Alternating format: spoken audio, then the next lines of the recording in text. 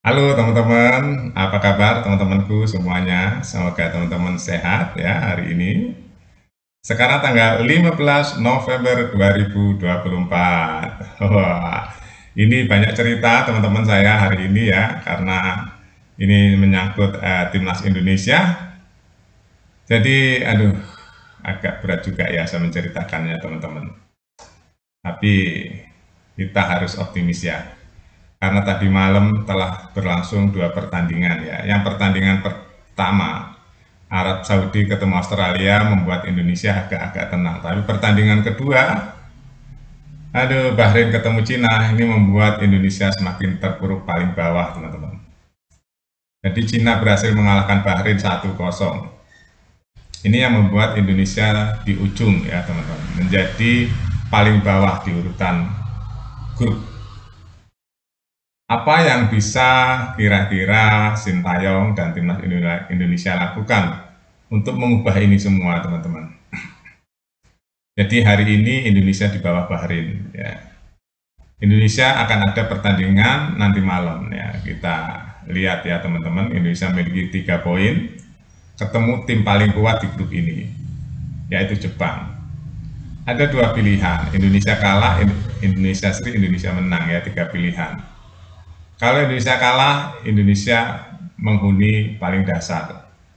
Indonesia Sri itu pun Indonesia masih di bawah. Indonesia menang, Indonesia naik ke empat kelompok kedua. Ya, empat kelompok kedua itu artinya ada Cina, ada Australia, ada Arab Saudi, ada Indonesia. Kalau Indonesia bisa menang, apakah Indonesia bisa menang? Pertanyaannya. Ya, apakah Indonesia bisa menang melawan Jepang malam ini? Itu teman-teman ya. Jadi berat bagi Indonesia kalau dilihat dari keadaan hari ini. Karena Cina membalikkan keadaan. Ya. Cina membalikkan keadaan dengan mengalahkan Bahrain, teman-teman. Ini, wow, ini.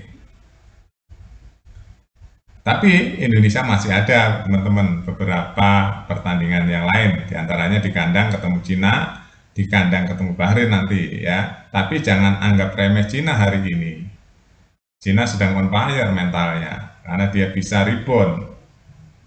Ya, dia bisa rebound teman-teman. Jadi mentalnya terangkat. Jadi bola itu nggak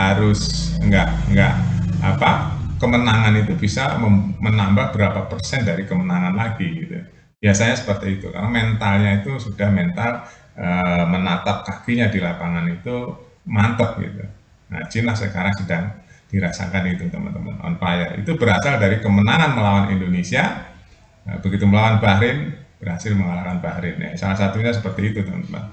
Kalau Indonesia nanti bisa mengalahkan Jepang, sama Indonesia juga mentalnya terangkat ya, bisa mengalahkan Jepang. Berarti dengan bermain ketemu Arab Saudi, Indonesia akan lebih mantap lagi. Nah ini tantangan yang besar yang harus diotak-atik ya, yang harus diotak-atik oleh Sintayong. Jadi Sintayong harus mengotak-atik nih teman-teman ya, mengotak-atik strategi apa. Kelemahan Jepang itu harus dibaca, gimana nih kelemahan Jepang tim yang dibawa ke Indonesia hari ini. Itu teliti sekali ya teman-teman ini permainan yang sangat teliti. Ya, makanya Jepang itu berlatihnya aja nggak ada yang boleh lihat. Ya, ditutup kain hitam teman-teman. Jadi nggak ada yang boleh lihat. Nah, Indonesia harus benar-benar presisi ya kali ini teman-teman kalau ingin mengalahkan Jepang.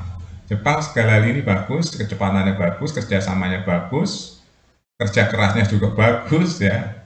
Itulah Jepang. Indonesia harus punya terobosan, penetrasi yang benar-benar tidak dipikirkan oleh Jepang. Ini rumusnya ya. Harus punya penetrasi yang jitu.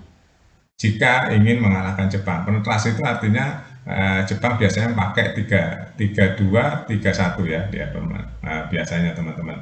Jadi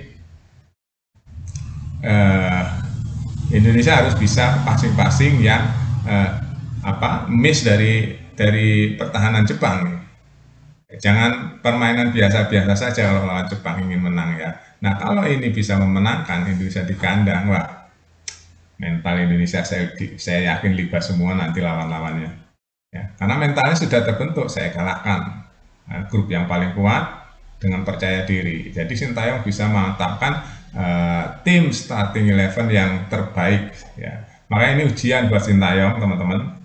Karena memang hari ini Indonesia berada yang paling bawah ya dengan menangnya Cina terhadap Bahrain. Indonesia sekarang berada bukan kelima lagi, keenam.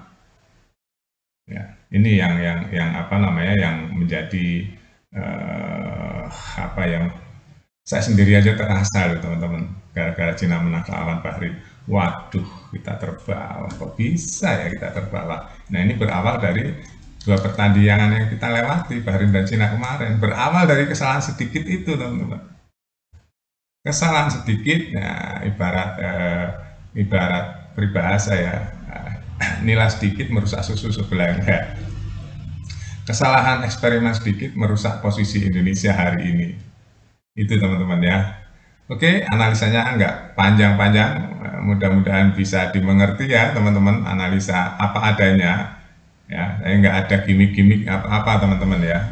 Jadi saya analisanya murni hari ini bahwa banyak pendukung timnas yang sebenarnya agak kaget dengan kemenangan Cina terhadap Bahrain, membuat kita paling bawah.